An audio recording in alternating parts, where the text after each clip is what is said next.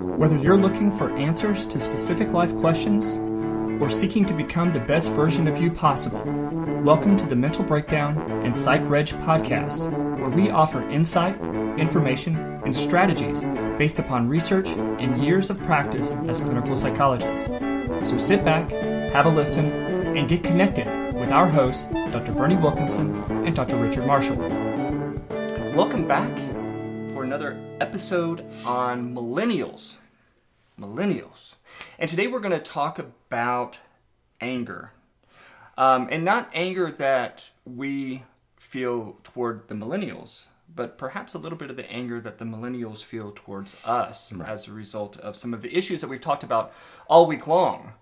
And I think that their anger is likely from two sources. And the first one that we're going to talk about is anger from the perspective that the world isn't quite as easy. They're figuring out that the world isn't quite as easy as it was promised them. That's right. The world that was described to them, the world that they were supposedly prepared for, is not the world that they encountered at the end of their journey. Right. Okay. Yeah. And they're angry about that. Right.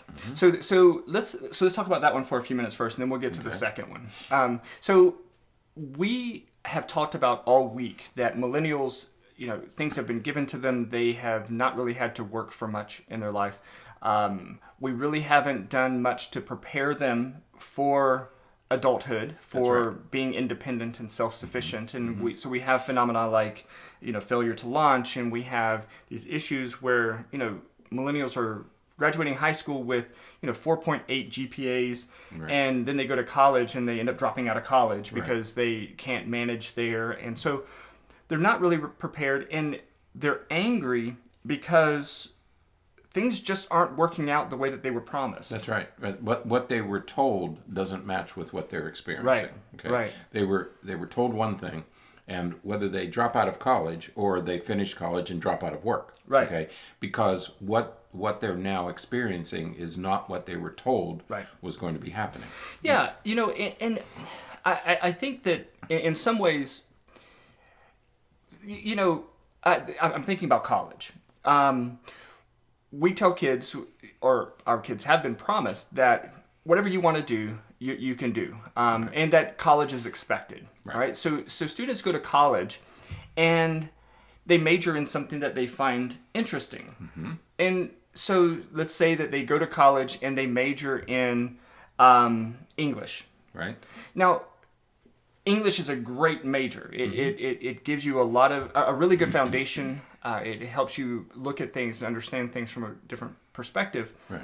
You're going to use language every day, and you're going to become a very good analytic reader. Right. And you're going to become a very good writer because you're going to spend a lot of your time reading and writing if you're an English major. Those are good things. Really good things. But then when you talk to them about, okay, so now how are you going to take that and find a profession? Right. There's a disconnect because they say, wait a minute, I was told that I could sort of go and study and do whatever I want to do, but, so this was what I wanted to major in, this is what I wanted to do. I don't know what I want to do because I don't want to be a teacher. Right. I don't want to, I don't want to be a newspaper editor. So they end up working outside of their profession. Right. But you can see the logic because what they've been told is, here's middle school, you do well. Then you go to high school and you do well. Then you go to college, and at each stage you choose. You choose what you want to do in middle school. You choose what you want to do in high school. You go to college and you choose what you want to do in college.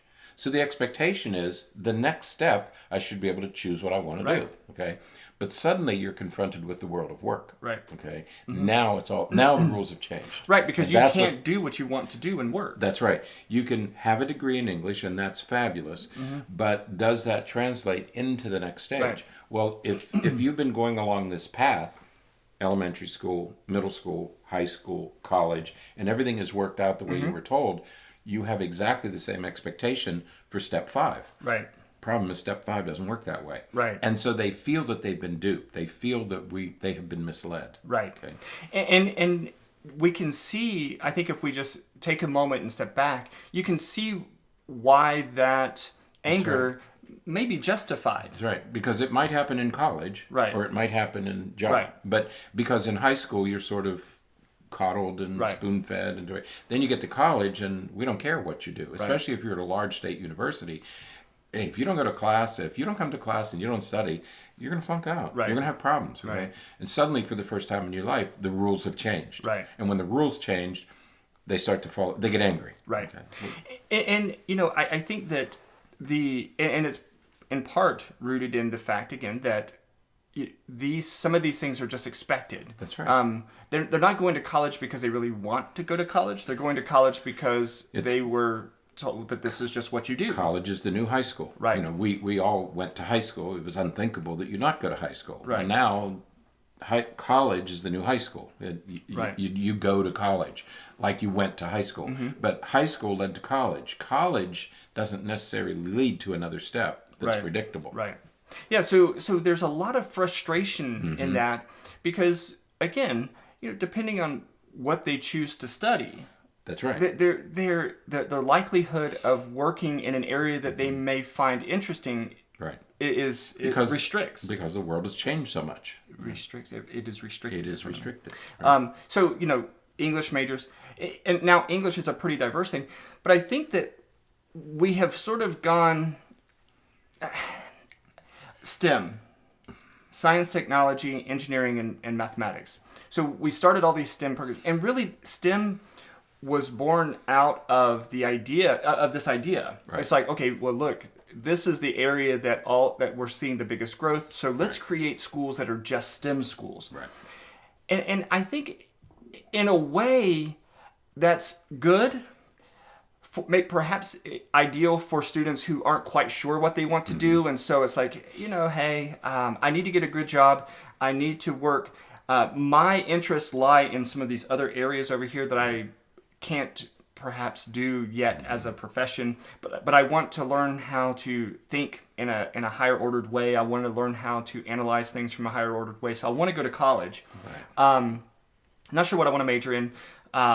So going to a STEM program or like a polytech type of program or something like that may be ideal in that kind of situation, because then the possibility of getting a job, if you feel like a job doesn't matter, which specific job doesn't matter, then that might be an option. But I think that the idea of having STEM elementary schools and STEM middle schools and STEM high schools, I think that we're sort of overcorrecting, because now we're getting rid of creative, artistic things, and I think that is to err for the the other side. Yeah, right. They're in the other direction, and now we have STEM programs becoming STEAM. Right. Program, STEAM. So we get a little bit of art. Right. Yeah. So there's a bit of an acknowledgement, but you're right. I think we've overcorrected. Right. Okay. And we're slotting kids a little too early. But at the same time, if it's important to have a STEM-based education, then why not give everybody a STEM-based education? Right. Why do we have these little academies where some children are getting it, but other children aren't? Right. Are we preparing some, or are we going to prepare all? Right. Now, the second reason that I think that millennials are angry is because, well, again, the first reason that they're angry was because they think that they were duped. But the second reason is that, they were sort of raised to believe that they were the special ones, that they were the ones who were most important, that they deserved everything. Again, we kind of get back to that entitlement idea and everything. And once they reach adulthood, they're no longer treated as the special one. They are just one of many. That's right. We kind of, there was sort of back in the day, there was sort of this, I don't remember what it was. I don't know how to really define it, but people were just referred to by their number, their student number. So the colleges don't know who you are. Right. They know you by your student number, your student ID, right. and so you're not special anymore. And I think that a lot of millennials are angry about that. Right. And we talk about cultural differences, and we have in education, we talk about students from with an Oriental Right. from the Oriental cultures. And one of the things we generally talk about is that the Oriental culture is group oriented rather than individual oriented. You do it for your family. You do it for your neighborhood. You do it for your city, and that seems to be a good thing. Right. Is that you are concerned about more than just yourself. Right. With millennials, parents have put them in the center Right. of the universe and have made them the most important thing. Right. That the world really does revolve around me. And that's probably doing children a disservice. Right. Because how do you say, children should be seen and not heard? Right. Okay. Well, no, we really don't believe in that, Right. but we understand where that comes from. But if a child controls the family, Right. if they're put at the center of the family and they become the decision maker, again, I think the pendulum has swung a little too far in the wrong direction. And I think many millennials have been made to feel that they are the Right. most important thing in the world. Right. Yeah. And again, once they get to the real world, meaning once they finish high school and Whenever leave they home. encounter it, Right. some encounter it in high school where they suddenly say, "Oh, I'm a big fish I'm a little fish in a big pond." Right. Some discovered in college, and some discovered at the workforce. Right. But at whatever point they discover it, resentment builds. Right. Because they say, "Oh, Right. I thought I was the most important thing in the world." Right. And we see this very often from parents or in kids because of their parents when, they are, a high school, because like you said, it could happen in high school as well. But this is how we foster this anger that usually comes up later is, a player, a high schooler joins a team. Yeah. And, the parent has the kid convinced that, well, you're going to be the captain of the team. Right. Because you're, of course, the best player in the world. Right. And then they try out for the team, and they're not the best. Right. But in their mind, they should be captain. Why wouldn't I be captain? And so what do they do? And so they don't become captain. And so either the parent manipulates the system tries to intervene. try to get them to be captain, or they quit the team. Or they quit. And they, then they've joined a team, and so the team now relies on them, and they don't become captain, so they quit the team, and so now there's a missing space. Or they join the team to be in to play a particular position. And if the coach says, "Well, I don't want you playing there, I want you playing here. I don't want you to be a running back, I want you to be a linebacker." Right. And they say, "Oh, no, I'm a running back. I can only be a quarterback. I can only be a running back." Well, you're not. Again, that's not a team orientation. Right. You play the position that's needed. Yeah. That happens every year when I coach soccer. Right. You ask the players when they're trying out, and 9 out of 10 will say that they're attacking players, they're strikers, they're goal scorers, and very few say that they are defenders. Right. And my perspective is defense is the most important position on the field, and so we're going to change that a little bit. Right. We're going to even though a player might be better suited, the way they play the game, their size, their speed, whatever. They might be better at a defender position. They want to be strikers because everybody wants to score goals. Right. That's where the glory and honor is. Yeah. So again, we have created this scenario where our children believe that they are the most important, the most critical person, the most important person, as you said, the center of the universe. Right. And when they realize that this isn't true, then many millennials have gotten very angry and very upset about this. And so, again, I don't know that it's unjustified. Right. So the message should be, yes, you are special, but you're a member of a team. Right. Yes, you are special, but you're a member of a family. Right. Yes, you are special, but. And we have to, I think, get this balance between, yes, you're special, but you're a member of the family, and you're no more important than anybody else in this house. Exactly. Yes, you are special to me. Mm-hmm.